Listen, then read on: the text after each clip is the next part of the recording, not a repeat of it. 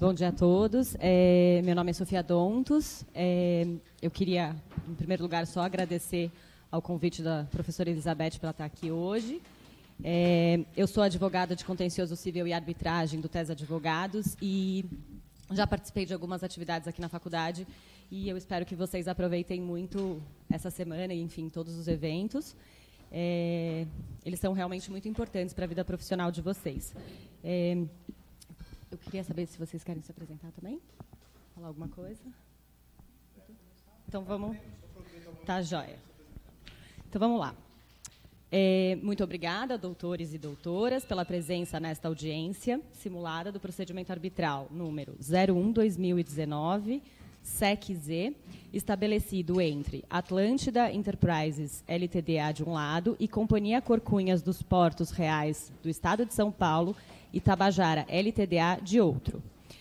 A partir de agora, nós estamos sendo gravados e temos a estenotipia.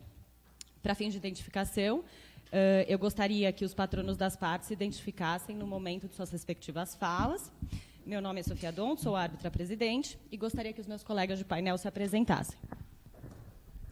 Bom dia, doutores e doutoras. Sou Fernando Gagini, advogado e professor também na parte de Direito Empresarial e Arbitragem. Desejo a todos um bom trabalho na data de hoje. Bom dia, senhores. Meu nome é Expedito Siqueira dos Santos Tucci. Sou ex-aluno da São Bernardo, fui coach por 5 anos da faculdade, participei, fui orador também, sou especialista em meios alternativos de controvérsias, advogado de contencioso civil e arbitragem também. Pois bem, eu questiono aos advogados se já há algum acordo a respeito da alocação do tempo e como as exposições serão feitas. 14/1. Quem que vai iniciar? A requerida processual. Requerido? Então, começamos com alegações processuais da requerida e por 14 minutos. E a gente passa depois para os requerentes. Pode começar. Bom dia, senhores. Bom dia, senhores árbitros, a parte contrária, todos aqui presentes. Eu sou a advogada Edile Naomi e estarei apresentando a parte processual do lado da requerida. A presente arbitragem se instaurou devido a um conflito de obras, tanto pela parte requerente quanto a parte requerida, e em que a parte requerente foi a vitoriosa no processo licitatório, enquanto as requeridas possuíam entre si um contrato de terceirização. As obras feitas no Terminal 2 e ao longo do porto inteiro foram feitas pela Tabajara Limitada, que compõe a parte requerida, enquanto a requerente, em suas alegações, diz que tais obras feitas no Terminal 2, que é a parte arrendada no contrato feito pela licitação, foram desnecessárias e obsoletas, enquanto insatisfeitas com os resultados das obras. E cobrou da requerida uma indenização de R$100 milhões durante um prazo de 90 dias, devido ao não pronunciamento das requeridas em tomar parte das obras e revitalizar o Terminal 2, segundo as alegações da requerente. A requerida alega que tais obras eram de cunho essencial ao funcionamento do porto, visto que o Terminal 2 é a área central do porto, em que tanto o Terminal 1 quanto o Terminal 3 se interligam por meio deste. Portanto, dado a assinatura da cláusula 3, também do contrato de arrendamento, que irá dispor da responsabilidade das obras feitas pela melhoria da Terminal 2 pela requerente, a responsabilidade de tais obras feitas foram de exclusiva vontade e responsabilidade da requerente. Dado o exposto, eu encerro a exposição dos fatos e irei tratar dos pontos processuais, que no que tange tanto a arbitrabilidade do procedimento quanto a extinção da cláusula contratual. As requeridas alegam não haver a arbitrabilidade do procedimento, visto que se trata de um direito indisponível. Como o Terminal 2 é a área central do porto e ele se aloca justamente no meio da problemática, as obras feitas são de cunho extremamente necessário e a função da requerente dentro do Terminal 2 é de interesse coletivo também, visto que o Terminal 2 está diretamente ligado ao abastecimento da população de Corcunha, sendo um direito indisponível E, portanto, apesar de existir, sim, interesse privado, o interesse coletivo prevalece a causa. Doutora, por gentileza, mas existe... Não?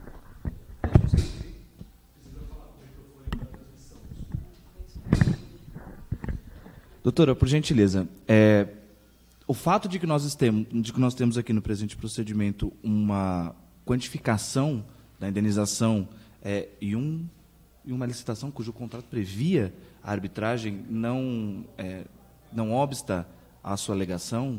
Não, porque, como eu dito anteriormente, apesar de sim haver um interesse privado, um interesse em que há um interesse entre particulares, o interesse estatal prevalece. O interesse público, que tange ao direito coletivo, vai prevalecer, porque trata-se de um interesse da sociedade e do bem-estar social. Ok, doutor. Então, me parece um tanto contraditório ter sido inserta uma cláusula compromissória, então, na licitação, porque, se formos olhar de forma ampla, qualquer coisa que o Estado faça tem interesse coletivo, tem interesse público. Então, correto? Sim. Na cláusula compromissória, no tópico 1 da cláusula compromissória, ele vai dizer que qualquer controvérsia oriunda deste contrato será resolvida por arbitragem. A partir desse momento, as requeridas entendem que, quando se tratou dessa cláusula, não houve especificação do tipo da problemática a ser tratada, do tipo de conflito. Então, pela boa-fé das requeridas, entendia-se que seriam problemas de cunho de direito disponível e não de indisponível. Doutora, mas o que está sendo pleiteado perante esse tribunal é uma indenização e um reconhecimento, uma declaração de um equilíbrio econômico contratual. Me parecem coisas bastante quantificáveis, patrimoniais e disponíveis. A doutora tem mais algum argumento que me justifique a indisponibilidade do direito?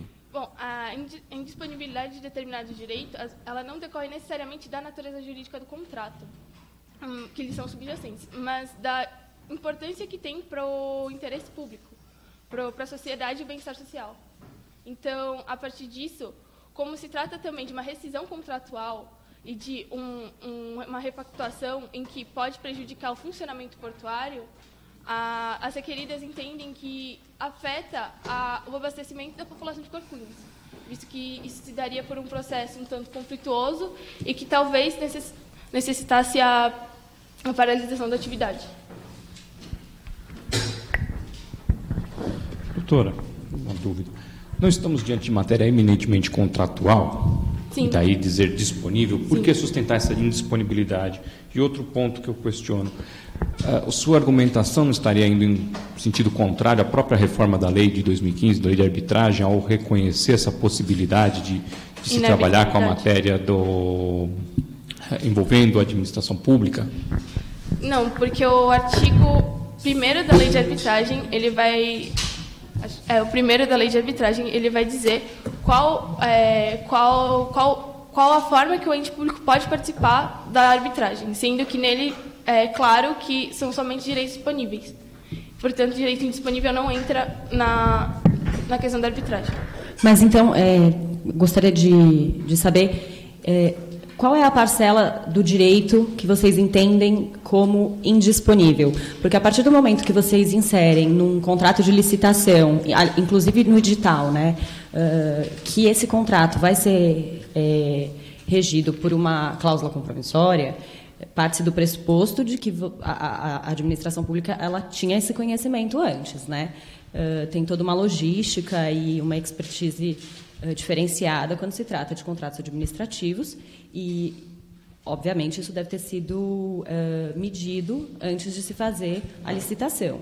Então, feita a licitação nesses moldes e inserida uma cláusula compromissória no contrato de arrendamento, qual que é a justificativa, ou melhor, qual é o direito indisponível que a administração pública entende que está sendo negociado aqui, nesse caso?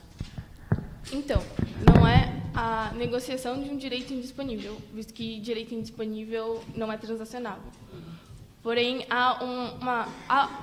atinge o contrato um direito indisponível, que é o abastecimento da população de Corcunhas, visto que é o terminal central e que traz a atividade da requerente é essencial para o abastecimento, visto que trabalha com embarcação de mercadorias e de navios. Então, entende-se que, a partir daí, como existe a existência da repactuação e da rescisão contratual, é um tema de direito indisponível, porque afeta diretamente a população de Corcunda. Doutora, o pleito de rescisão contratual foi feito pelas requeridas, certo?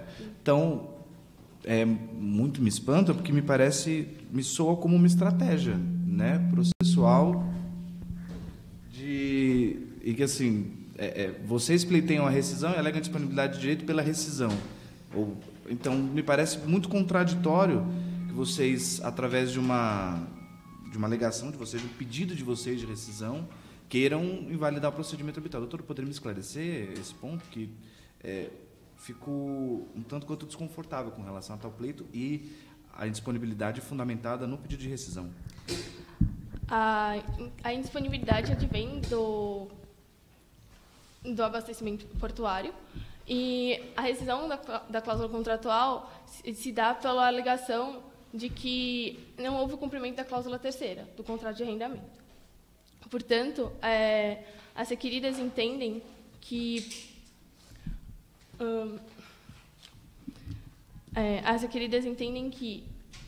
de boa-fé, entendeu-se que a cláusula 1, o tópico 1 da cláusula compromissória, foi feito de boa-fé e que não iria se versar sobre direitos disponíveis.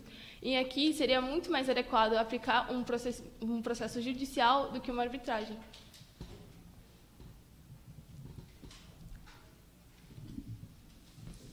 Portanto, passando para o tópico 2, que é a extensão da cláusula contratual, da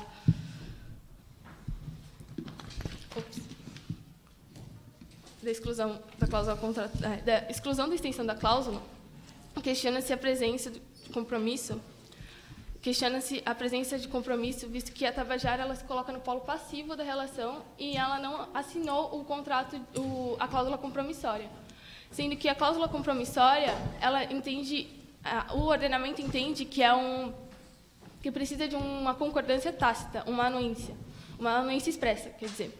E, portanto, o consenso é parte essencial para ser aceita a cláusula compromissória. E, portanto, a Tabajara entende que é necessário retirá-la como parte requerida do procedimento. Visto que faltam 3 minutos, menos de 4 minutos para se exaurir meu tempo, eu gostaria de pedir um acréscimo do discurso.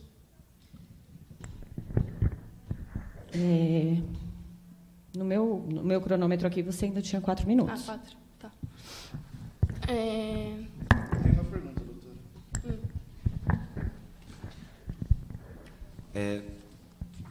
A doutora falou e mencionou anuência expressa, mas nós estamos diante de um procedimento que me parece que, se a Tabajara não estiver presente, pode ser completamente inócuo. Ou seja, e até onde me consta, inclusive, se a doutora puder até me acompanhar na leitura do primeiro parágrafo do caso, a própria licitação foi aberta conjuntamente com a Tabajara, correto? Então, ela participou também e também escolheu a arbitragem como forma de resolução de conflitos. Não teria ela... Eu vejo com esses elementos que é possível, talvez, a extensão da cláusula compromissória para a Tabajara também. A doutora tem algum outro argumento que possa afastar a Tabajara desse procedimento? A Tabajara ela foi parte do processo licitatório, porém a cláusula compromissória é apenas o contrato de arrendamento que foi assinado somente pela autarquia e pela Atlântida Enterprises, e que, portanto, nada tem a ver com a Tabajara. E, em relação aos contratos conexos, a jurisprudência entende que... Aí, peço um momento para ler um acórdão feito a uma apelação, instaurada na 26ª Câmara do Direito Privado do Estado de São Paulo, no dia 19 de setembro de 2011, que, na arbitragem, prevalece a regra da relatividade, ou seja, a instituição do compromisso arbitral, sob o aspecto subjetivo, é restrito às pessoas que firmam a cláusula compromissória. Sua extensão subjetiva não pode produzir efeitos senão em relação aos signatários. Doutora, mas qual a vinculação deste tribunal com a jurisprudência do Tribunal de Justiça de São Paulo? Como nós entendemos que somente leis brasileiras serão recepcionadas no Tribunal Arbitral e que, portanto, o TJ de São Paulo segue o ordenamento, a jurisprudência é fonte do direito. Eu tenho uma dúvida, doutora. De que ano é esse acórdão? 2011. 2011. Me parece que já tivemos essa matéria abordada, inclusive, pelo Superior Tribunal de Justiça, recentemente, onde admitiu-se,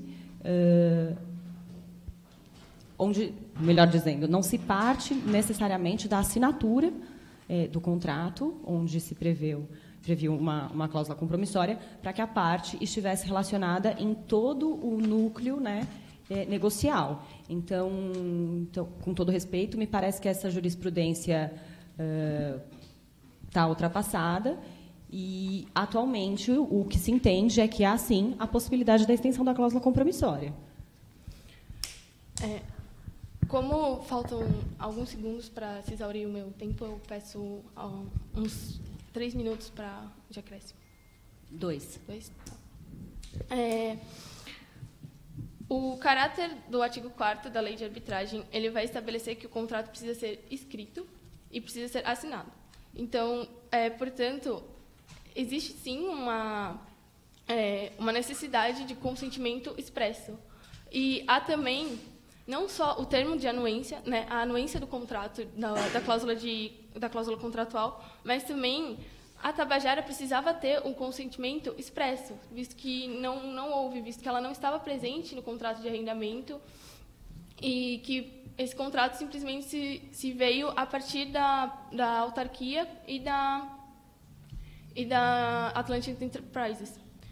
E, portanto, assim como entende Teresa Rudalvin, apesar de grande parte da jurisprudência estrangeira aceitar a extensão da cláusula por consentimento tácito, a jurisprudência brasileira interpreta o artigo 4º da Lei de Arbitragem como uma exigência o consentimento expresso. E isso foi um parecer publicado na Revista dos Tribunais em outubro de 2012. Portanto, como neste painel estamos nos referindo apenas à legislação brasileira, não há como recepcionar a extensão da cláusula nesse contrato.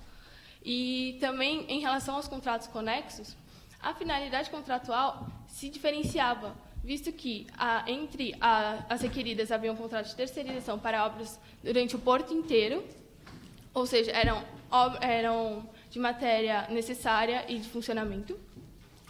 A relação entre a requerida autarquia estadual e a requerente era meramente de terceirização de serviços, não se coligam as finalidades. Uma era sobre obras e a outra era sobre escoamento de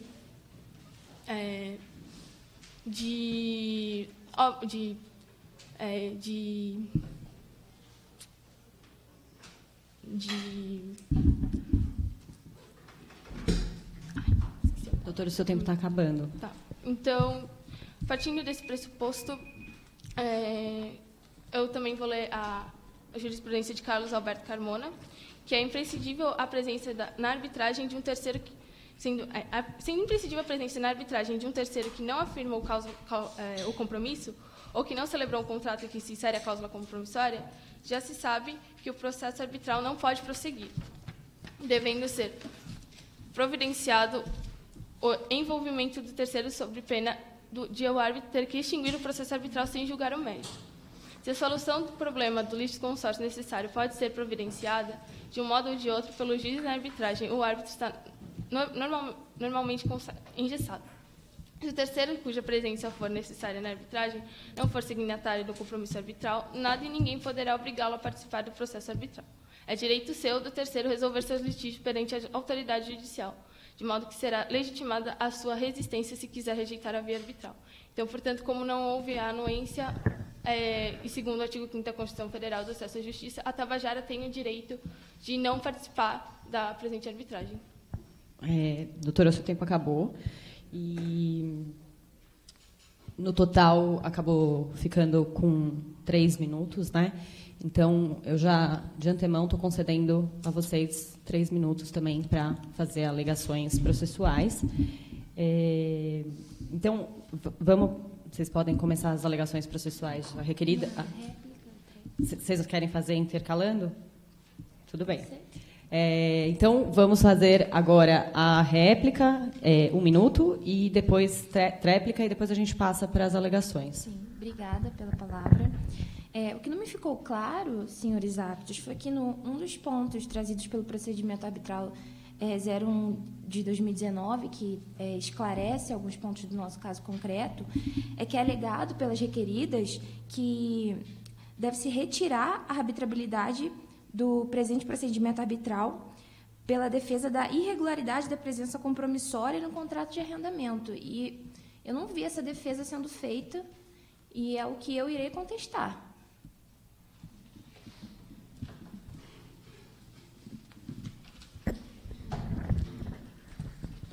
Um minuto para a tréplica.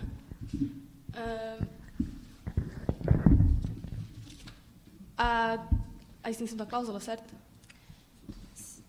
Sim, a não arbitrabilidade no procedimento arbitral pela irregularidade da presença da cláusula, por causa da presença da autarquia. Da autarquia? Sim. Por se tratar de uma matéria de direito indisponível, que está elencado no artigo 1º da Lei de Arbitragem, fica claro que não há de se falar em arbitragem frente ao ente público, visto que não versa sobre matéria de direito disponível. Essa é a grande questão da arbitrabilidade do processo. Quando se trata de ente público, necessita de direito disponível.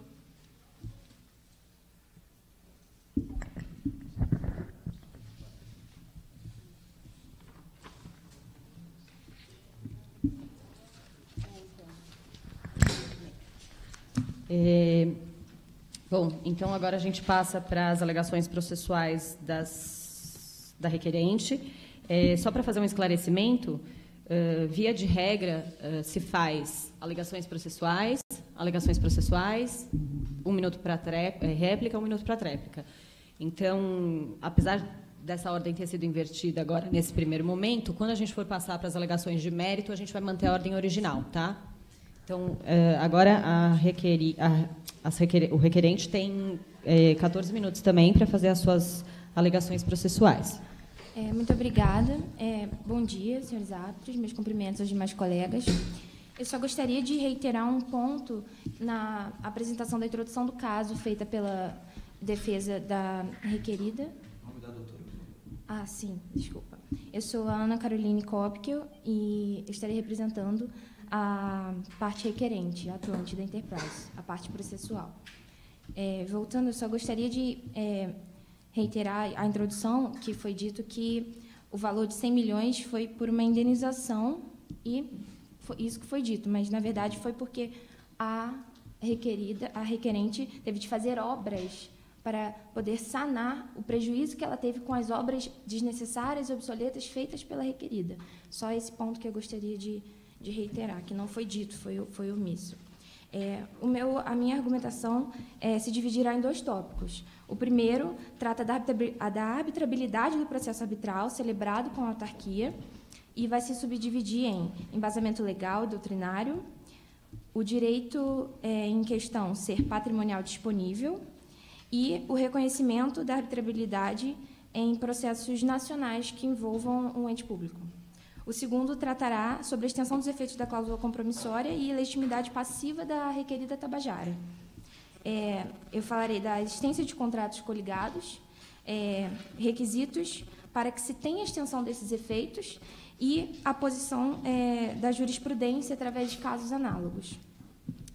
Indo para o meu primeiro ponto, a nossa base legal é a lei vigente de arbitragem, em seu parágrafo 1º, artigo 1º, que foi reiterado pela Lei 13.129 de 2015, que diz que a administração pública pode, direta e indiretamente, se utilizar da arbitragem para dirimir conflitos patrimoniais disponíveis.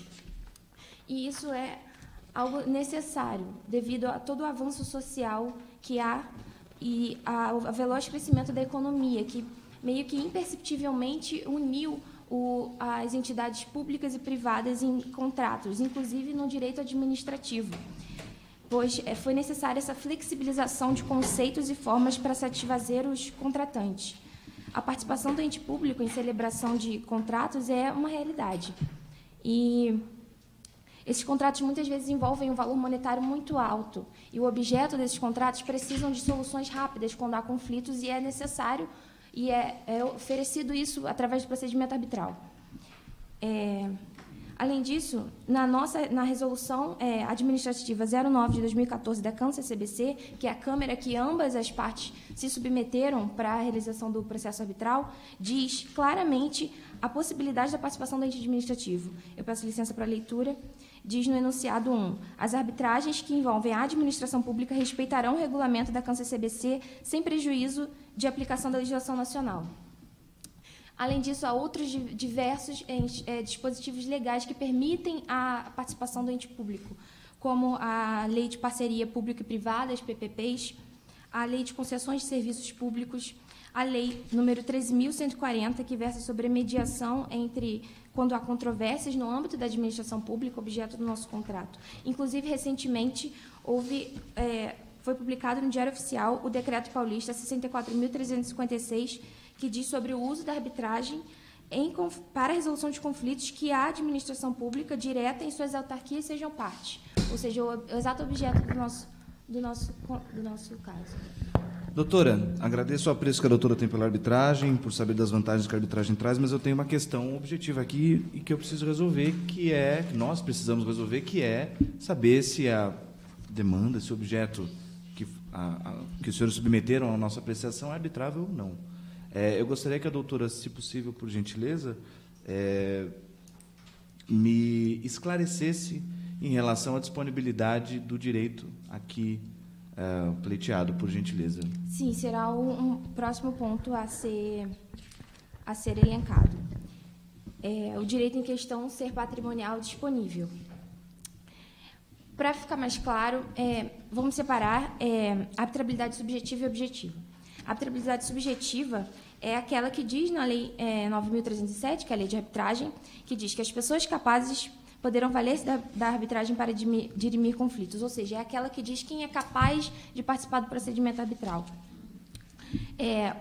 Gostaria de citar o jurista Gustavo Juscelino Oliveira, que diz que somente com esta afirmação já estaria de forma clara que todas as partes capazes poderiam contratar o uso da arbitragem.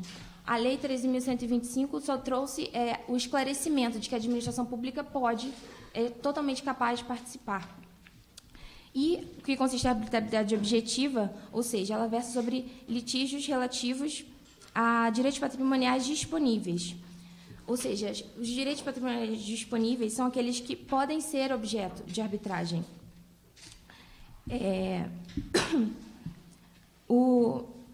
A administração pública aqui, ela tem a possibilidade de deixar disponível o patrimônio financeiro. O que não é disponível é o que é interesse público. O que tratamos aqui é uma questão de patrimônio, de negócio oneroso, gestão de um porto, que poderia muito bem ser feito por um ente privado, o que acontece, pois é terceirizada a obra de gestão. Então, é um direito completamente possível de ser arbitrável, pois é disponível.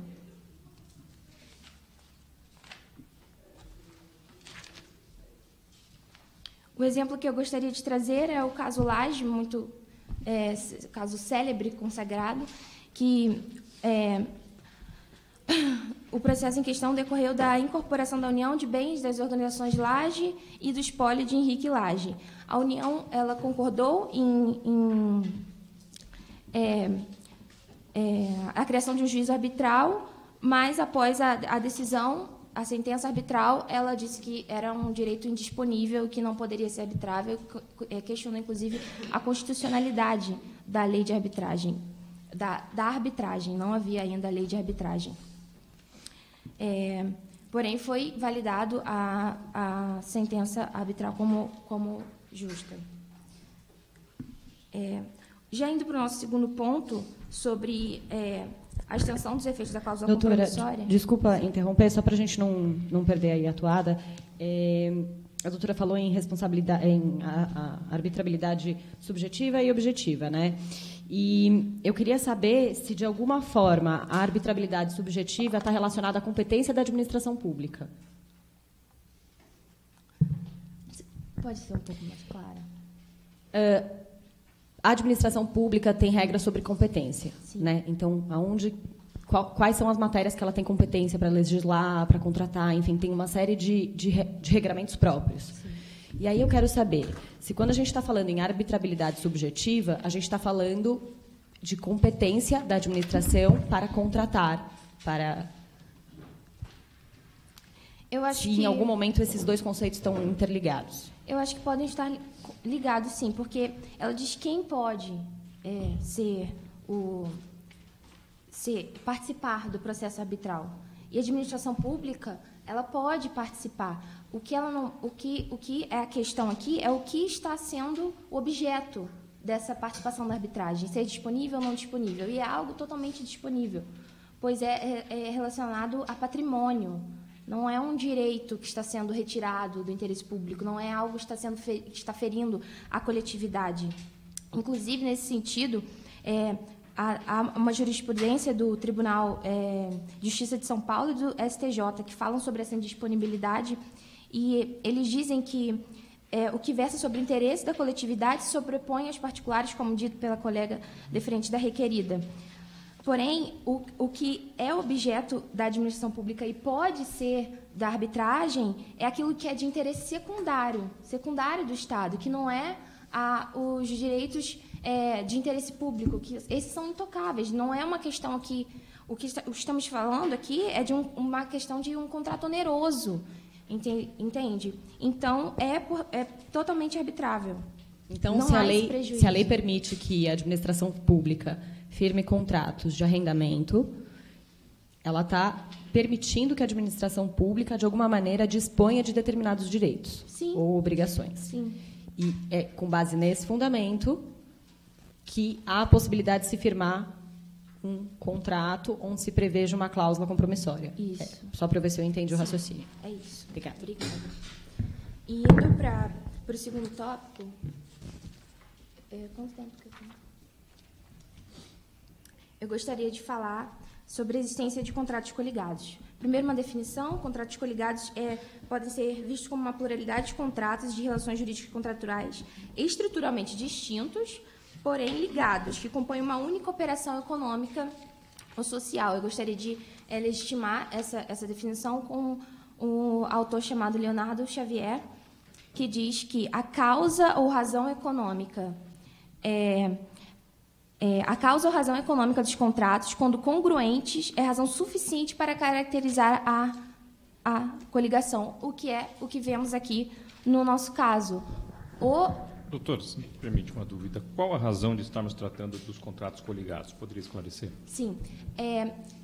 Há o contrato de arrendamento feito pela requerida autarquia e a requerente Atlântida sobre a área arrendada que a Atlântida poderia explorar e ampliar e fazer as obras de melhoria, como estabelecido na cláusula 3ª, em momento nenhum isso é questionado, e ao contrato estabelecido entre as requeridas de terceirização para a gestão do porto. A requerida, alega que ela não há nada a ver com o contrato de arrendamento, sendo que ela participou do processo de licitação. E no processo de licitação, é dito na lei de licitação, no artigo 38, que o objeto da abertura do processo de licitação tem que estar exposto naquela lei. Então, a requerida Tabajara sabia do objeto, que seria o contrato de arrendamento. Tá. Eu gostaria de retomar um pouco um tema anterior que a doutora trouxe. Começou a falar em arbitralidade subjetiva, arbitralidade objetiva. Acredito que estamos falando aí sobre pressupostos para se permitir o uso da arbitragem. E eu incluiria aí um terceiro pressuposto, que é a questão do consenso.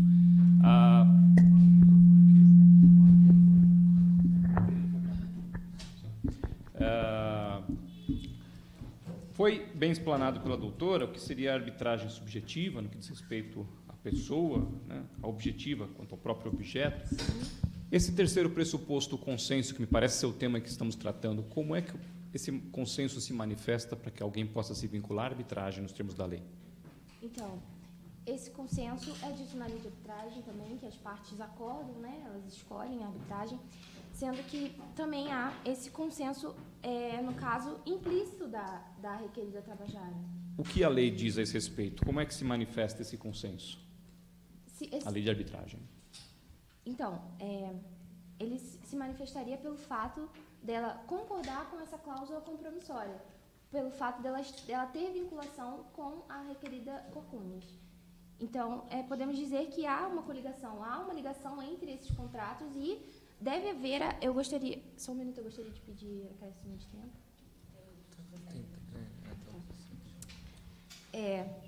Entre os contratos há essa interdependência, então deve sim haver essa extensão da cláusula compromissória. Então, nos termos da lei, quais são os instrumentos que manifestam esse consenso na lei de arbitragem? O que é necessário existir para que possa se caracterizar o consenso? Então, ambas as partes devem consentir. De que maneira? De maneira escrita. Em que documento? No documento em que elas acordam, que no caso seria a cláusula compromissória. O que estamos tratando aqui é da extensão dessa cláusula. Cláusulas for um contrato ou... Cláusula compromissória que é anterior ao litígio. Ou, eventualmente, um compromisso. Sim. Existe, por parte pela outra parte, esse consenso expresso? Nesse documento, sim, nos termos da lei? Existe o que... Por ambas? Existe pela parte da requerida Corcúnias. Pela requerida Tabajara, é o que trataremos da questão da extensão dos efeitos dessa cláusula. Ok. Ok? Então, continuando... Doutora, eu tenho uma pergunta. Mais fácil, né? Obrigado. Doutora, voltando ao tópico anterior, a doutora estava tratando de coligação contratual. Correto? Sim. No entanto, eu fiquei com uma dúvida.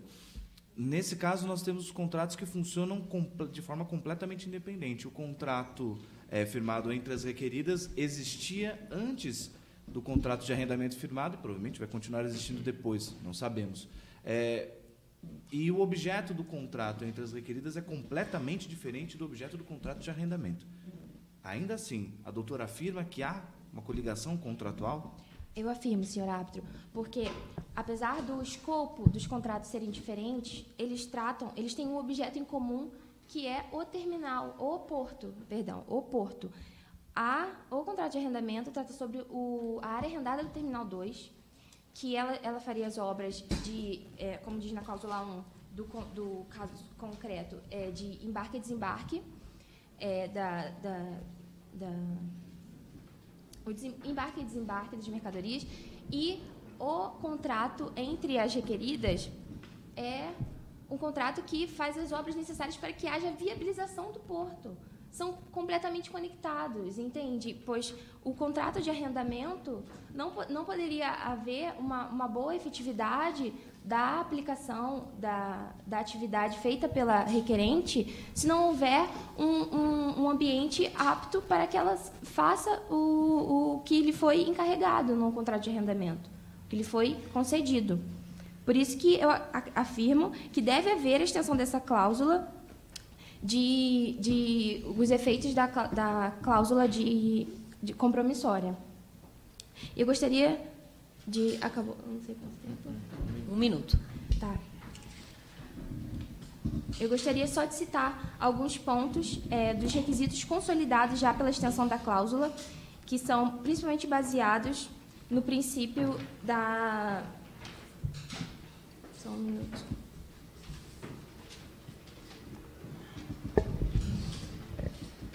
Doutora, 30 segundos. Tudo bem. O principal requisito é que haja na sociedade, a sociedade deve estar envolvida ativa ou passivamente na execução do contrato no qual consta a cláusula compromissória, e é o que vemos aqui pela requerida ter feito obras desnecessárias e obsoletas que atrapalharam toda a atividade que foi designada à requerente. Então, eu gostaria de pedir que seja negado o pedido de não arbitrabilidade e que seja feita a extensão da cláusula. Muito obrigada. Obrigada. Só para manter a cronologia que nós fizemos com relação a eles, eu vou permitir 1 minuto para réplica, 1 minuto para tréplica. E aí depois a gente já passa para as alegações de mérito.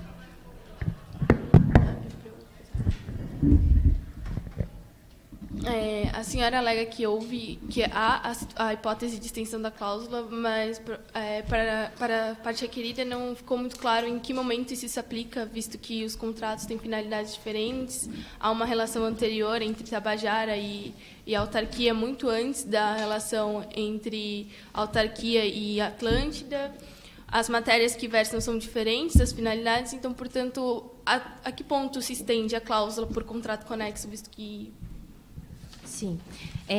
O fato delas terem esse contrato de mais de 30 anos só reforça o fato da necessidade de haver essa extensão, pois a requerida Tabajara trabalha com a Corcunhas e vê todo o desenvolvimento do porto há anos. Ela sabe muito bem os objetos de contratos estabelecidos ali. Então, ela consente com isso. Inclusive, ela abriu o processo de licitação junto com a requerida Corcunhas. Então, está mais do que claro, não só a ciência, mas como a concordância da requerida Tabajara com o processo arbitral para a resolução de conflitos que possam surgir. Obrigada. Vocês têm mais alguma observação, professor? Não. Então, agora a gente vai passar para as alegações de mérito. Quem que vai fazer primeiro a exposição de mérito? As requeridas? A requerente? Tá, então 14 minutos para as alegações de mérito pela requerente. Doutor, por favor, só se apresenta antes. Bom dia, senhores árbitros. Bom dia a todos presentes. Bom dia, colegas da parte contrária. Meu nome é Murilo Martins e, como a colega Ana Kopkel expôs, eu defenderei o que tange nas questões de mérito. Para tanto, defenderei 5 pontos. O primeiro é a irregularidade da licitação devido à presença de um ente privado sem o conhecimento da requerente. O segundo é o plano de revitalização e infraestrutura por parte da requerente devido ao prejuízo causado pelas obras obsoletas e desnecessárias feitas pela Tabajara. O terceiro é o escopo do contrato firmado entre a requerente e a autarquia, devido à presença de um terceiro responsável pela gestão do porto, interferindo diretamente no objeto do contrato. A quarta é a necessidade do ressarcimento dos R$100 milhões aplicados nas obras necessárias no Terminal 2 feitos pela requerente. E a quinta, a necessidade da repactuação do contrato. Assim, eu passo a abordar meu primeiro ponto, relativo à irregularidade da licitação devido à presença de um ente privado. Bom, devido à necessidade do poder público de uma boa gestão do Terminal 2, houve a abertura de licitação por parte da Corcunhas, como a colega expôs, em uma área de 15 mil metros quadrados,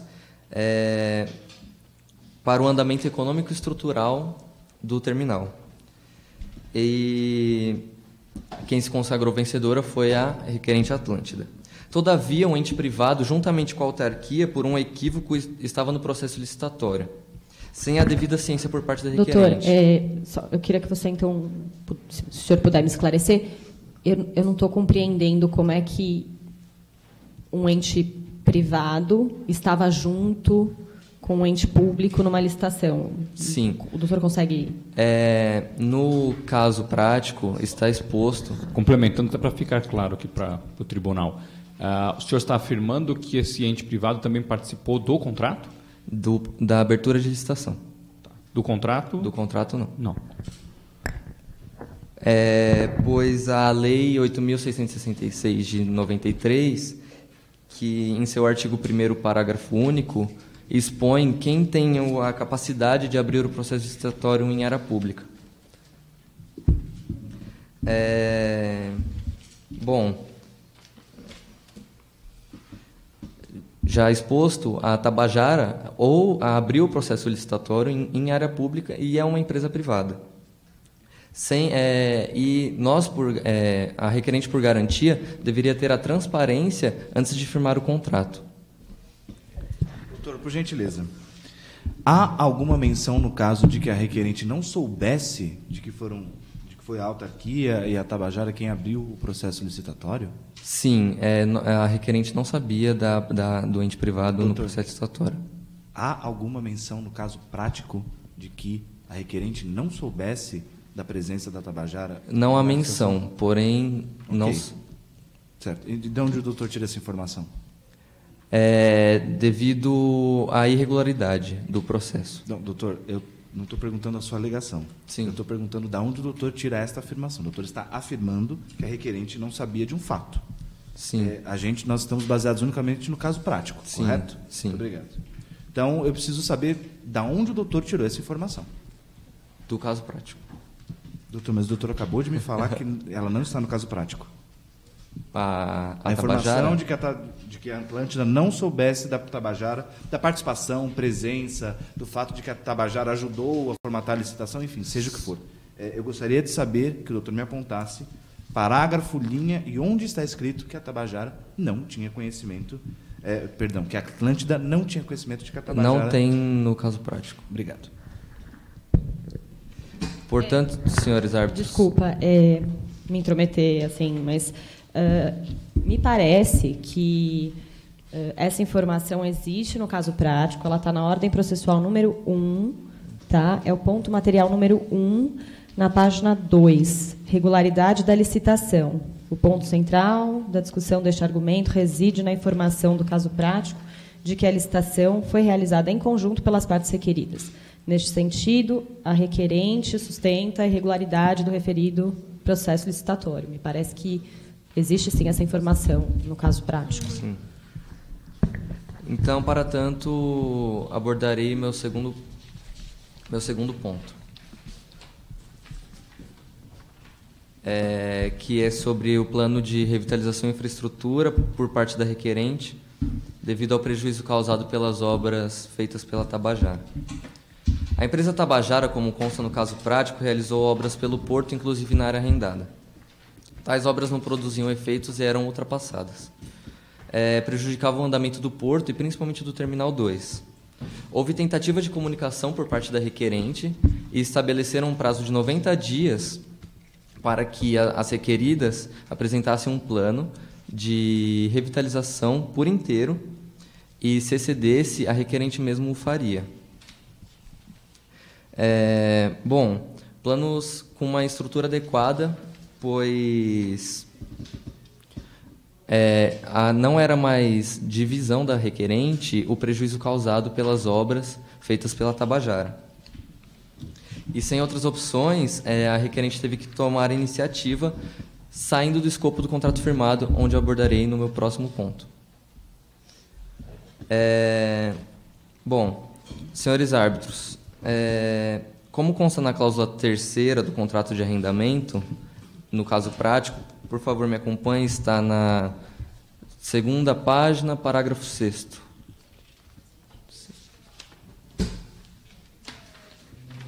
Diz: a contratada, por sua exclusiva conta, aplicaria o investimento necessário à melhoria operacional na área arrendada e do serviço sob sua coordenação.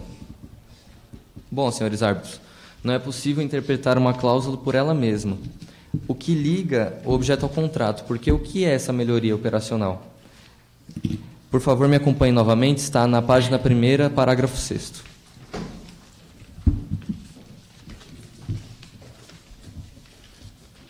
Então, a melhoria operacional seria da movimentação de contêineres e o embarque e desembarque do Terminal 2.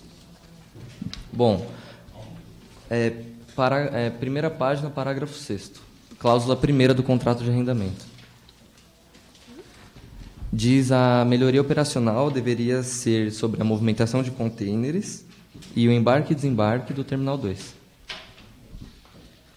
Bom, a Tabajara interferiu além das questões de melhoria operacional produzida pela Atlântida e as demais empresas presentes no terminal, pois, como consta na cláusula 4ª do contrato, a empresa Atlântida não tem exclusividade no Terminal 2.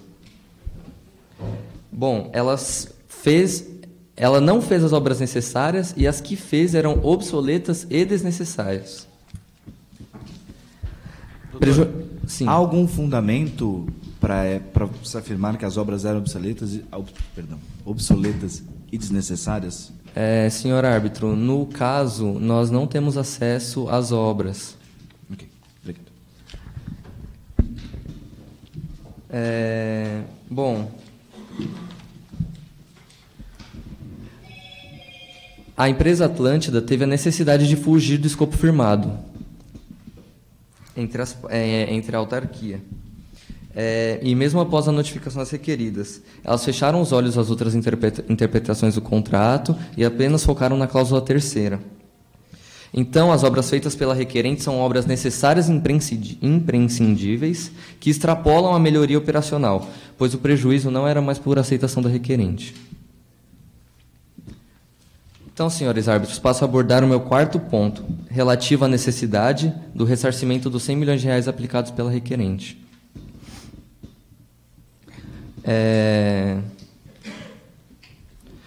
Quando a Atlântida firmou o contrato, o mínimo esperado pela requerente era a boa-fé contratual, para que se mantesse a pacta sunt servanda. Porém, a requerida não cumpriu a sua obrigação de manter o terminal funcional.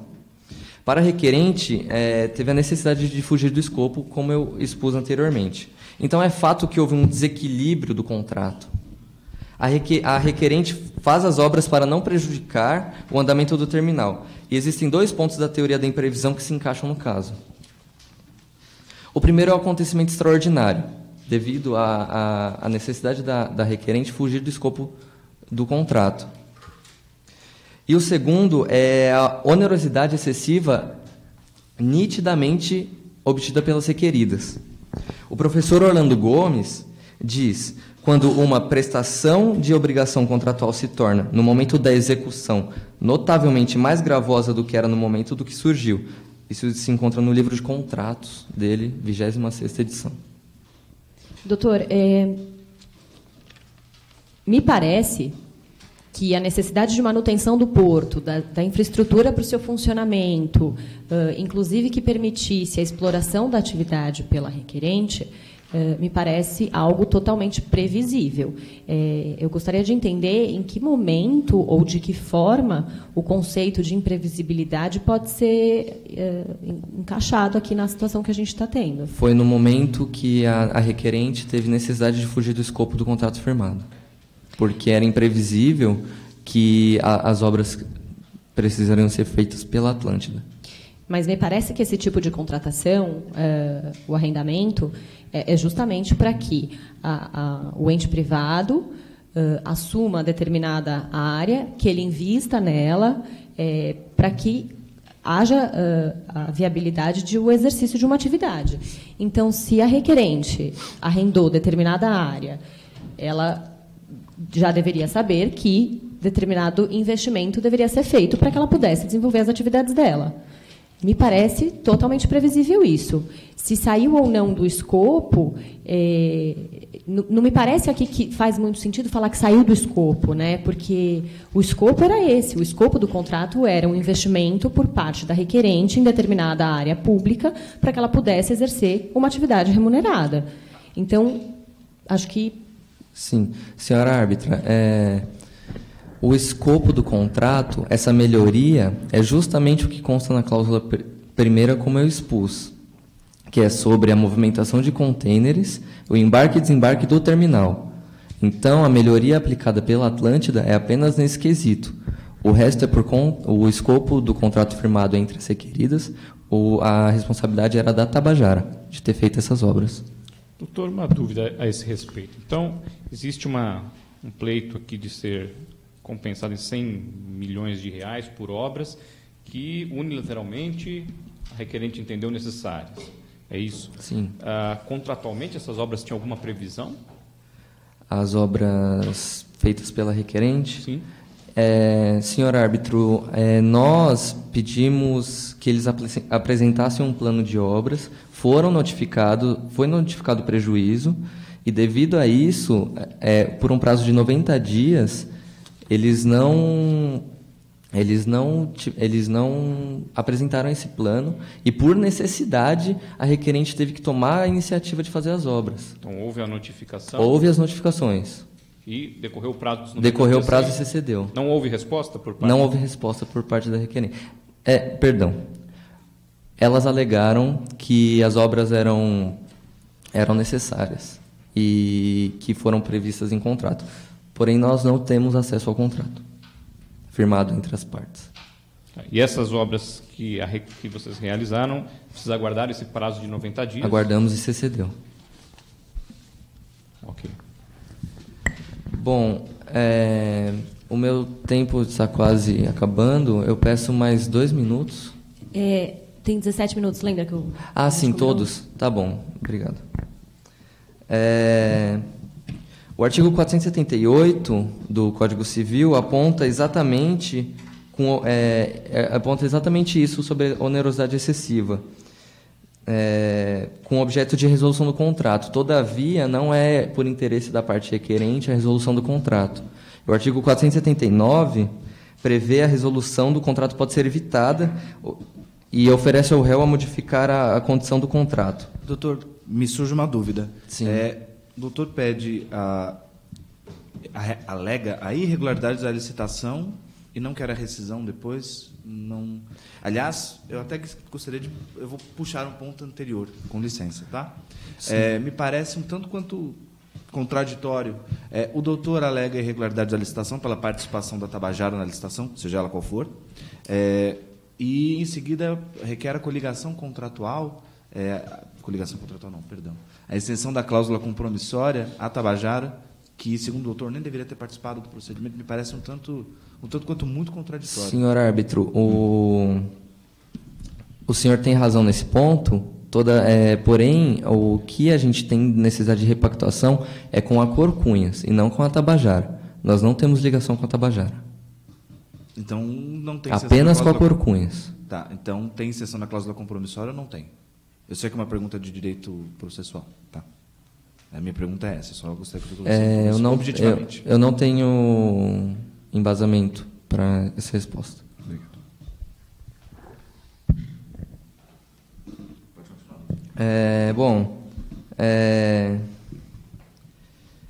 Já não bastasse as obras de melhoria operacional, a requerente teve de arcar com os gastos, diminuindo ainda mais as receitas, tornando oneroso mais ainda por parte das requeridas.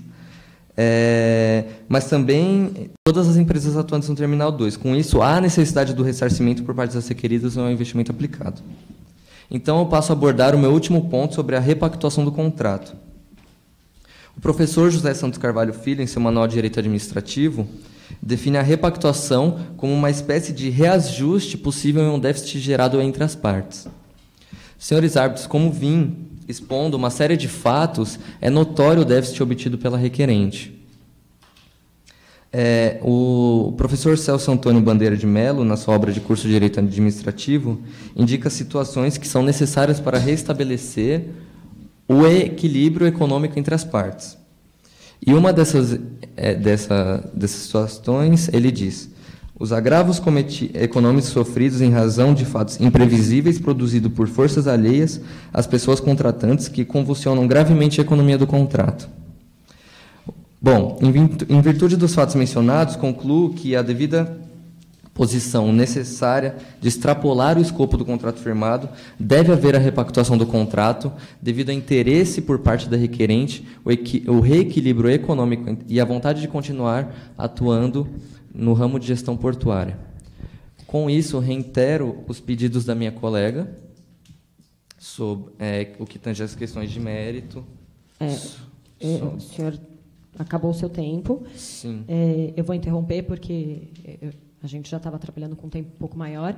Eu vou passar, então, agora a palavra para alegações de mérito das requeridas.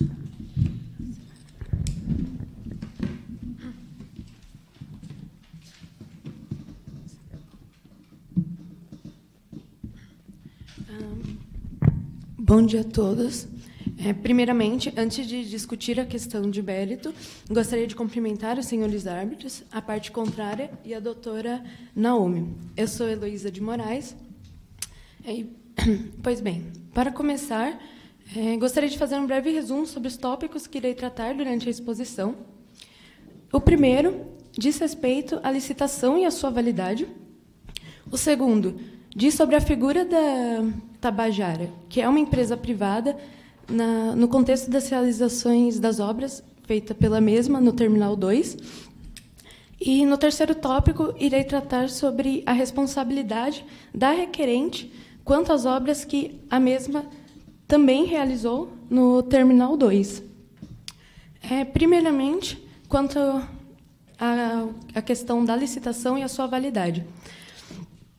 A licitação fora alegada inválida pela presença de uma empresa privada no processo licitatório.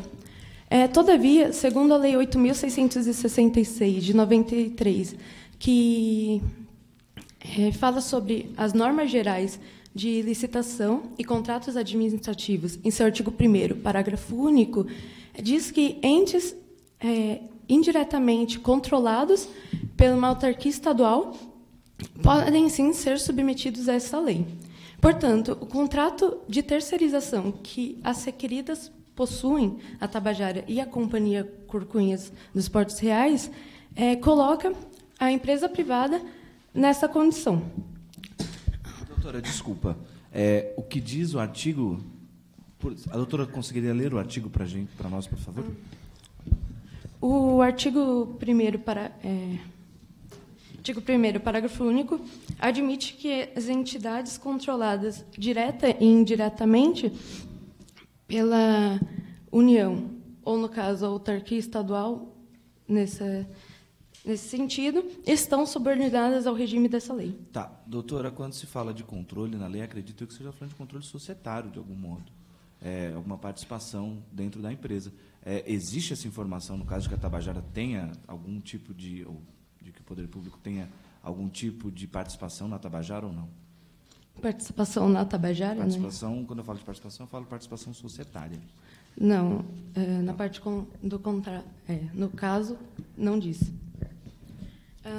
Continuando, além deste artigo, na mesma lei, no artigo 3º, como as requerentes alegaram, não houve transparência. Porém, no artigo 3º, versa que a administração a licitação precisa ser processada e julgada em conformidade com o princípio da publicidade. Ou seja, a Companhia Corcunhas dos Portos Reais têm o dever, têm a obrigação de serem transparentes quanto à atividade. Desse modo, a alegação feita pelas requerentes de desconhecimento não faz sentido, de modo que a mesma assinou o contrato de licitação, a licitação. Portanto, ela sabia, no caso, da presença da Tabajara. Doutora, faço a mesma pergunta à doutora. Há menção de que a requerente, de fato, soubesse... Eu sei que eu estou insistindo num ponto, mas, para mim, é importante saber disso.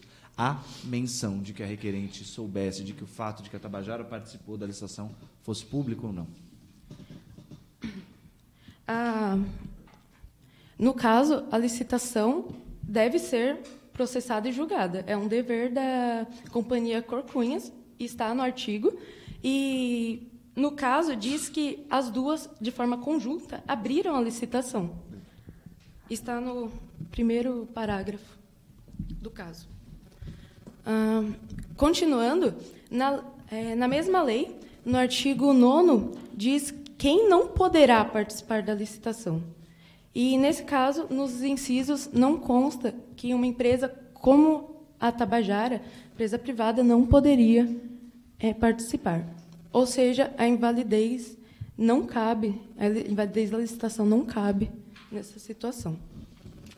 Assim, passando para o segundo ponto, quanto às obras realizadas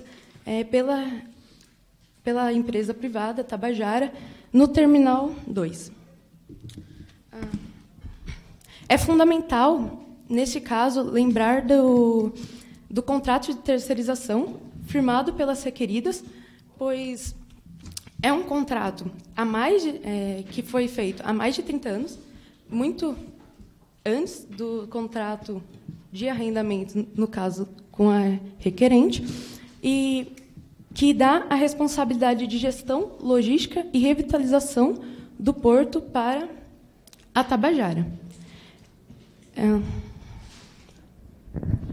Doutor, permita antes um esclarecimento a respeito dessa questão das obras, até em razão dos comentários que foram feitos pelo colega há pouco. Ele afirma ter notificado, que a requerente teria notificado as requeridas a esse respeito. O que não está claro para mim. Houve resposta a respeito dessa notificação? As requeridas, conjuntamente, notificaram, está escrito no parágrafo 5º do caso, que notificaram a requerente, informando que as obras foram previamente aprovadas em contrato à parte, de modo que não tinham relação com a requerente, refutando as alegações em sua totalidade, visto que as obras, ao entender delas, eram necessárias, adequadas e plenamente funcionais. Okay. Ou seja, a notificação, houve a notificação. Houve a solicitação de um plano de revitalização. Como as requeridas se posicionaram a esse respeito? Chegaram a apresentar esse plano, descartaram por completo isso que foi solicitado? Não há, no caso concreto, a apresentação do plano, porém a Tabajara foi contratada com o objetivo de revitalização, gestão e logística do porto. Ou seja, as obras que foram feitas pela requerente não havia necessidade, porque há um contrato de terceirização, não só com a Tabajara, porque, num contexto portuário, há inúmeras empresas que estão presentes, realizando reformas e obras. Okay, então, apenas para que fique bem objetivo e claro, qual que é o entendimento das requeridas no que diz respeito à necessidade e pertinência dessas obras? Por parte da requerente. Realizadas por parte da requerente. As obras por parte da requerente não eram necessárias. Nossos clientes entendem que a Tabajara, como outras empresas, foram contratadas quanto à questão de revitalização, gestão e logística, nesse caso. Porém, as requeridas, como as minhas clientes vão tratar da cláusula 3ª também, a responsabilidade quanto às obras de melhoria operacional, investimentos de melhoria operacional. No caso, esse seria um investimento, considera-se como investimento, pois as obras não eram... A Tabajara já realizava as obras, no caso. Doutora, as obras, existe alguma especificação da limitação das obras? Por quê? A partir do momento em que a requerente realizou as obras por si, é certo que essas obras, inclusive pela localização no Terminal 2 dentro do porto, como um todo, elas propiciaram uma melhora, talvez um aproveitamento melhor do espaço, enfim. Houve uma melhoria, não só do Terminal 2, mas em relação ao Terminal 3 e em relação ao Terminal 1 também. Seja de passagem, de equipamentos, de estrutura, seja o que for. Dessa forma, o escopo da requerente de melhoria de investimento é unicamente em relação ao Terminal 2, em relação à atividade que ela exerce, o objeto do arrendamento, portanto. Eu gostaria que a doutora me esclarecesse se o fato de que a requerente realizou esse investimento no Terminal 2 investimento, ou obras necessárias ou de melhoria no Terminal 2, propiciando uma melhoria no Terminal 1 e no Terminal 3, se esse fato impacta em alguma coisa no pleito de indenização formulado pela requerente. Doutora, conseguiu entender o que eu perguntei? Pode reformular. Posso. Minha pergunta é, a requerente realizou uma obra no Terminal 2. O Terminal 2 é interligado com o Terminal 1 e o Terminal 3. É certo que uma obra ali propicia um melhoramento de todo o porto. Este fato de propiciar um melhoramento de todo o porto impacta, ou pelo menos a mim parece que sim, em relação ao pedido de indenização formulado pela requerente, ou não teve essa melhoria então, em relação a todo o terminal? A doutora consegue me esclarecer esse ponto, por favor? As obras realizadas pela requerente, elas não eram de cunho necessário, pois há inúmeras empresas. Porém, se elas tiveram uma melhoria, isso entraria dentro da cláusula terceira, no caso que diz quanto aos investimentos. Se há uma melhoria, há um investimento quanto à Doutora, questão. estou com um pouco de dificuldade de entender justamente essa questão. Investimento, melhoria, obra, porque me parece que se já há uma empresa contratada para que reformas, revitalizações sejam feitas no complexo portuário, em que medida ou que tipo de obra diferencia as obras feitas pelo contrato de arrendamento com relação às obras que eram feitas pela Tabajara? Porque isso me parece fazer toda a diferença nesse contexto, né?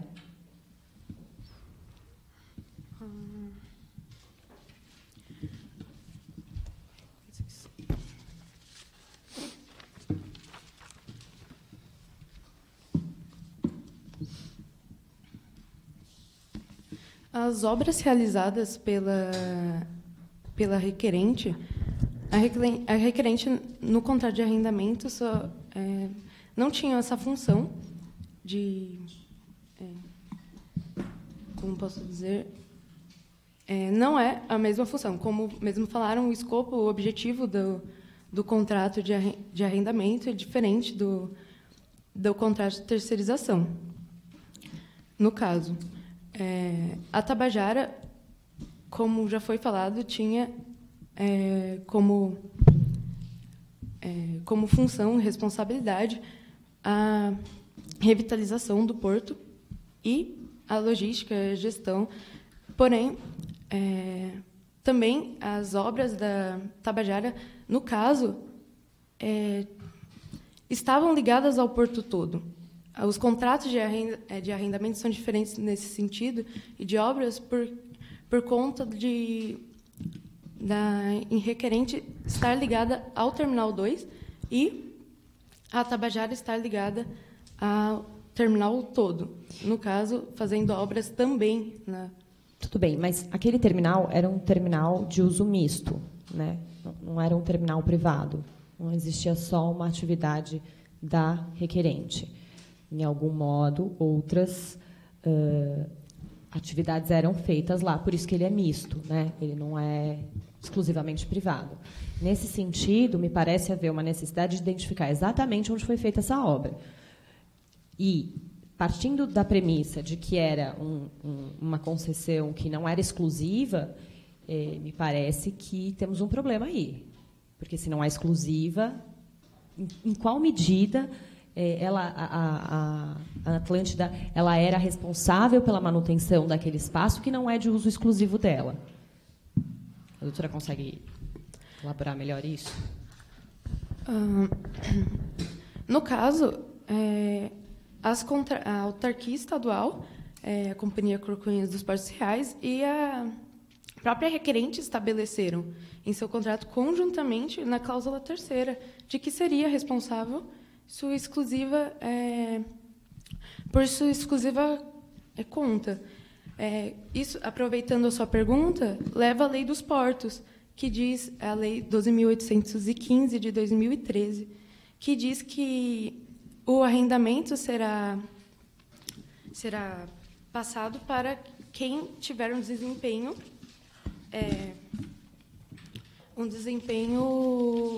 eficaz, capacidade de ter esse desempenho eficaz, e será também por sua conta e risco. No caso, nós não estamos falando da capacidade, nós não estamos questionando a capacidade da requerente, pois ela venceu a licitação, portanto, e a autarquia estadual concedeu. De fato, nós não estamos questionando a capacidade da requerente, nós estamos questionando se ela era responsável por aquela obra. Sim. A doutora compreendeu essa pergunta? E nós... Ela era responsável por aquela obra que era de uso misto, sim ou não? Sim. Obrigada. Conjuntamente acordada na cláusula 3ª do próprio contrato de arrendamento, como versa. Portanto,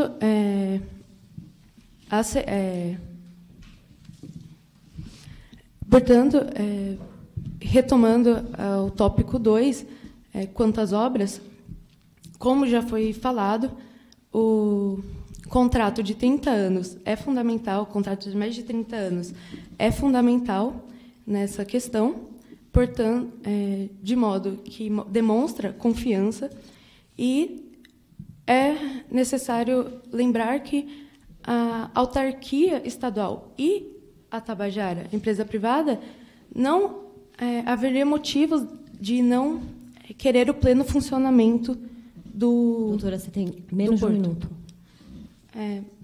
Não haveria motivo das partes não quererem o pleno funcionamento do porto. Assim, diante do que foi exposto, e visto que o meu tempo está acabando, reitero os pedidos que estão presentes no memorial das requeridas, e assim finalizo minha apresentação.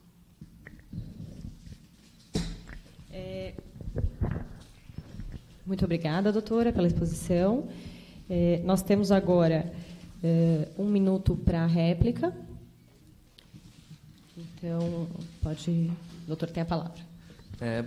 Gostaria de pedir que a parte requerida fizesse a leitura novamente da lei que eu expus, pois o que me parece, senhores árbitros, a lei diz que quem tem a capacidade de abrir o processo licitatório e não quem pode abrir juntamente com a administração pública. Há alguma base, alguma lei que vocês podem expor para a gente sobre isso? Sobre o processo licitatório? A lei que ele leu, quanto... Perante a Tabajara. Como eu disse, a Lei 8.666, de 93, em seu artigo 9º, diz que quem não poderá, versa sobre quem não poderá participar da licitação. Me parece que a pergunta do doutor é outra. Me parece que nós estamos falando aqui de duas coisas distintas, né? Então, quem poderá abrir uma licitação, e aí me parece que o que ele falou apenas a administração pública pode se encarregar do procedimento licitatório. Então, ela abre o edital, ela recebe as propostas, ela faz o julgamento e ela decide a melhor proposta e, então, a contrata. O que a doutora está dizendo, e aí o reverso do que ele diz um ente privado não pode participar junto com a administração pública na administração e organização do processo licitatório. O ente privado ele pode participar de uma licitação, mas ele não pode comandar uma licitação em conjunto com a administração pública. Me parece que é essa a pergunta, certo?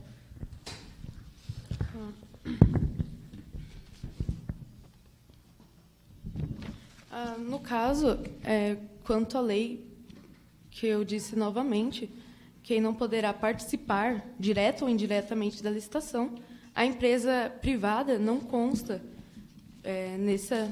nessa proibição. A empresa privada poderia, sim, participar da Bom, me parece, então, que o que a lei diz é a participação como uma das concorrentes da licitação. Me parece que é essa leitura que a lei dá. Inclusive a fala da colega, porque a doutora está dizendo quem não pode licitar são determinadas empresas. Então, licitar é o ato de participar de uma licitação, né? Não é o ato de realizar a licitação. Esse ato é exclusivamente de competência da administração pública. É essa leitura que me parece fazer a lei. A Tabajara, nós defendemos que a Tabajara ela pode, sim, além de, por conta também dos outros artigos que citei, quanto A requerente também assinou a licitação, portanto, ela tinha conhecimento, sim.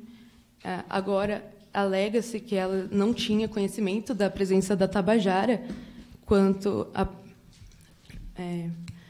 no processo licitatório, porém, ela mesma foi signatária da licitação. Então, nesse sentido, não há como ela pedir agora a invalidez dessa licitação, sendo que já havia assinado e, como diz o artigo 3º, a autarquia estadual tem a obrigação de ser transparente quanto às atividades.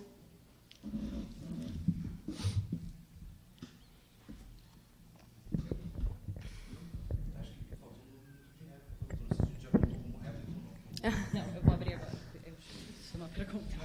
Então, agora a gente tem também mais 1 minuto para réplica.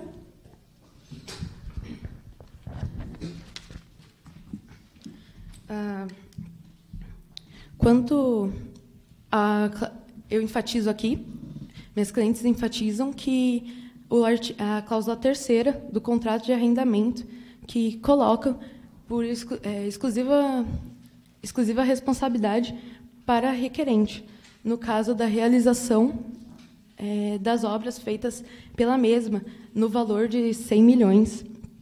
Além de também defender que a requerente foi, sim, notificada depois da própria notificação dos 90 dias.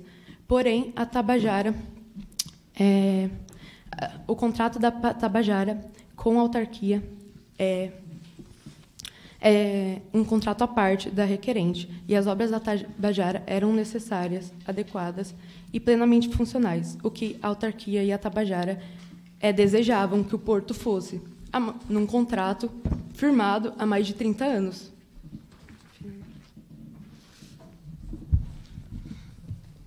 Posso começar? Bom, a doutora expôs a cláusula 3ª do contrato. Todavia, eu expus na minha fala que o que liga a cláusula 3ª do contrato é justamente a cláusula 1ª do contrato, e falam que essas obras de melhoria operacional deveriam ser feitas pelo objeto do contrato, e não pelo terminal inteiro, até porque a Atlântida não possui exclusividade no terminal. Os meus colegas têm mais algum questionamento para fazer? Bom, então, o tribunal agradece a brilhante exposição dos advogados e das advogadas. Nós vamos nos retirar para fazer as nossas considerações e nós voltamos depois com a deliberação. Obrigada. Obrigada. Depois eu volto para ver. Agora é a hora do assassinato. Que fofo. A equipe de vocês é? Equipe 1. Eita.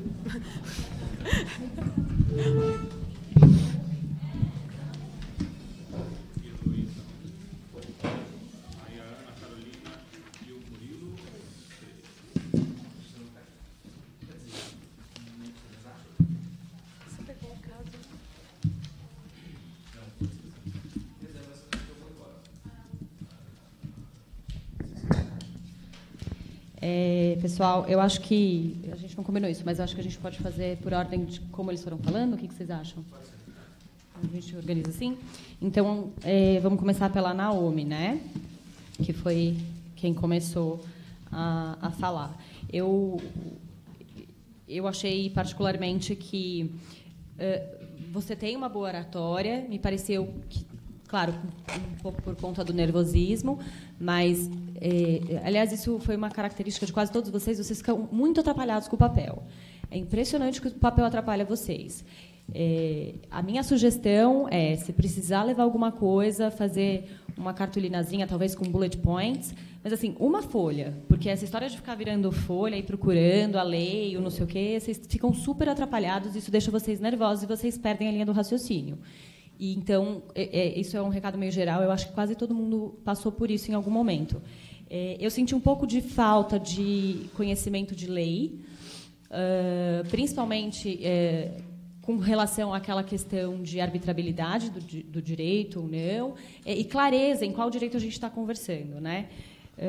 Perguntas e respostas também, eu acho que foi bem, mas o fato de ficar talvez nervosa e se perder com o papel faz você esquecer talvez a pergunta que foi feita. Enfim, eu acho que talvez seja bom dar um pouco de cuidado também para isso. Postura.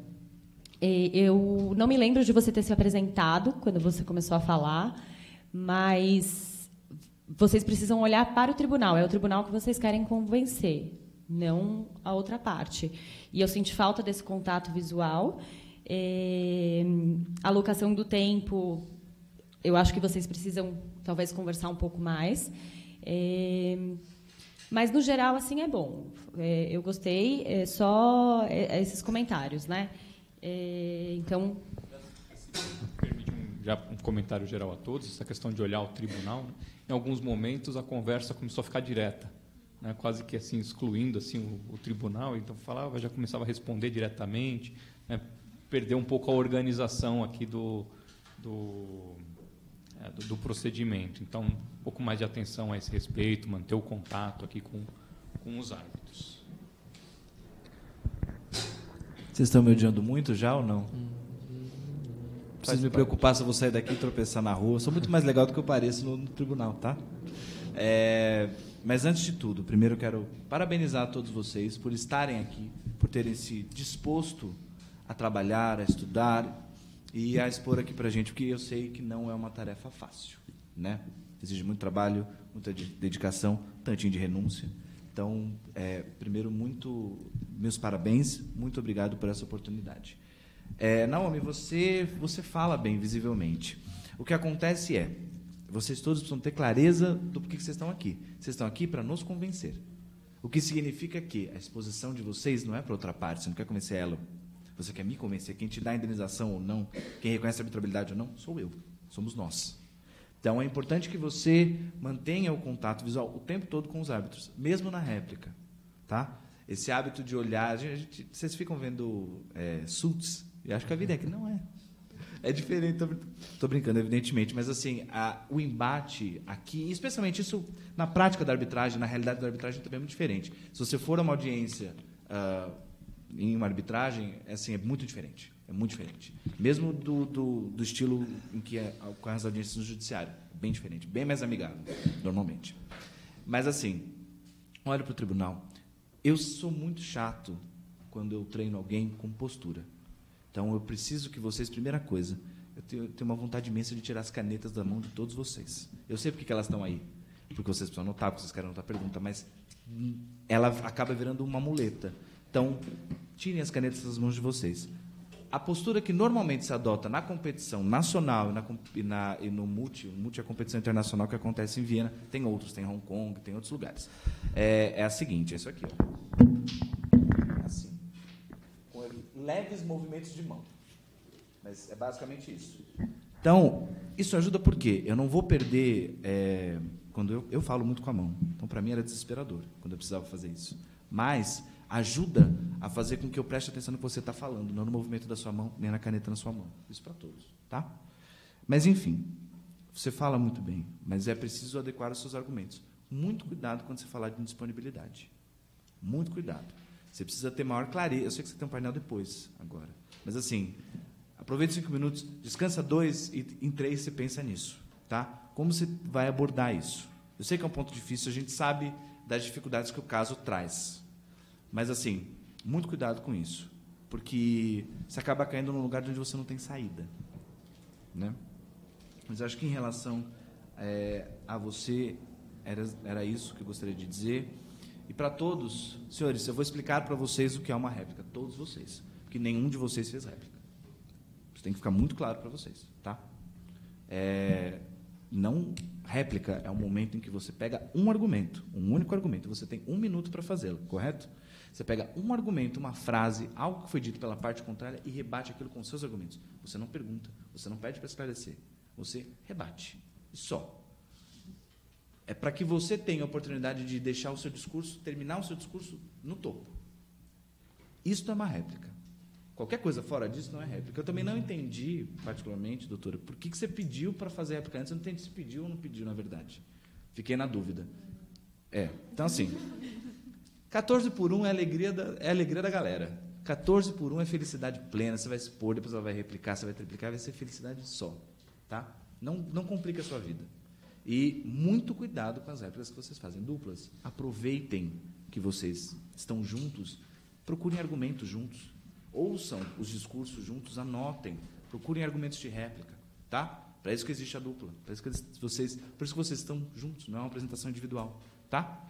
Então, mas melhorem muito essas réplicas, tá?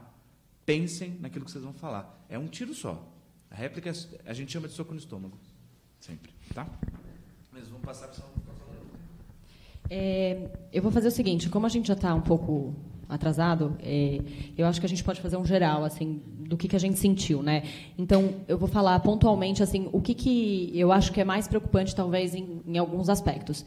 A Ana Carolina, quando você foi fazer as exposições processuais, né, as alegações processuais, você aproveitou as alegações da outra parte e só fez uma única diferenciação entre o que ela falou e o que você queria falar. Isso é horroroso porque assim cada parte enxerga o caso de um jeito, cada parte tem um sentir sobre aqueles fatos. Se você aproveita o fato da outra para falar, fica só a versão dela. Você tem que expor a sua versão, você tem que dar ênfase para os pontos que o seu cliente entende relevantes. Então, nunca aproveite a fala da outra parte fazendo como se ela também fosse sua. Eu acho muito importante você fazer as suas exposições de fato. Tá? Isso me preocupou bastante. Assim. A Heloísa, o que eu senti de problema, talvez, é a interpretação que foi dada à lei, mas como eu sei que vocês também têm outro painel, também não vou ficar entrando muito no mérito, mas tomem muito cuidado com as interpretações e afirmações que vocês fazem, porque pode ser que isso seja cobrado de vocês pelo tribunal. E aí vocês, como ele falou, vocês vão ficar num lugar que vocês não conseguem sair.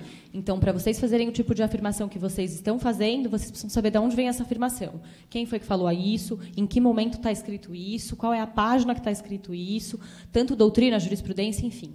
Tomem cuidado com jurisprudência antiga, a não ser que ela seja a única que exista, procurem atualizar as jurisprudências de vocês. Isso me incomoda um pouco, principalmente porque acho que vocês citaram uma jurisprudência de 2011, 2012, e a lei mudou em 2015. Então, tem que tomar muito cuidado com esse tipo de coisa. Papel. O papel ele te atrapalhou, você não tem noção do que o papel te atrapalhou. Tomem cuidado com isso. Vocês são todos, assim, acho que todos vocês são muito bons oradores. Vocês têm segurança para falar, vocês têm uma boa cadência, eloquência, é gostoso ouvir, mas eu acho que o fator também de nervosismo acaba atrapalhando, e essa história de ficar procurando no papel, vocês ficam mais nervosos porque vocês não acham a resposta. E aí, vocês nem escutaram o que a gente perguntou. Então, eu tenho muito receio com esse tipo de coisa, principalmente em relação à competição. Acho que é bem válido aí a orientação do professor de ficar com as mãos livres, para vocês também não se perderem com papel, caneta, enfim, todas essas coisas. Uma observação também geral, que eu acredito que pode enriquecer as sustentações, demonstrar o conhecimento da matéria arbitral também. Né?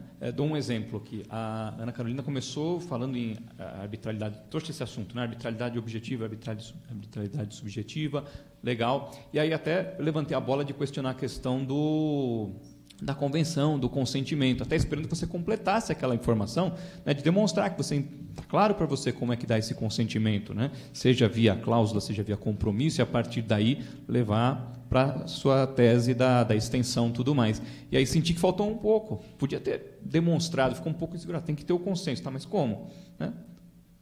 Pela lei, cláusula, compromisso, a princípio manifestado expressamente, e aí, um passo adiante, você vai levantar essa tese da extensão. Tá? Então, demonstrar também esse conhecimento da matéria arbitral também. Eu acho que é sempre algo que vai reforçar a argumentação para vocês. Ok?